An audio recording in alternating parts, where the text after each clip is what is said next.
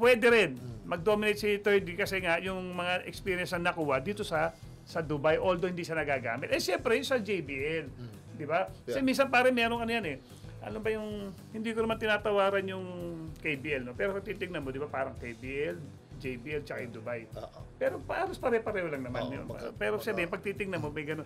Siyempre, yung psychological na nag-experience ko ito sa maging member ng isang European team, okay, yung Dubai, tapos naglaro, may experience ka sa Japan, JBL, ano yan Division 1, di ba? Division May 2, may 3 di ba? Ngayon, sa Korea, malaking ano yun, malaking psychological na edge sa kanya yun, considering ito yung mga pinanggalingan ko. So, yung adjustment naman, kung nakapag-adjust sa European teammates siya, tsaka sa Japan, pwede na makapag-adjust yung language barrier, di ba? Sanay na yun. Masasanay na yan, madali na yan. And siyempre, knowing 30, siguro napapanood din ng mga ibang mga Koreano, siguro may respeto rin sa kanya na ito.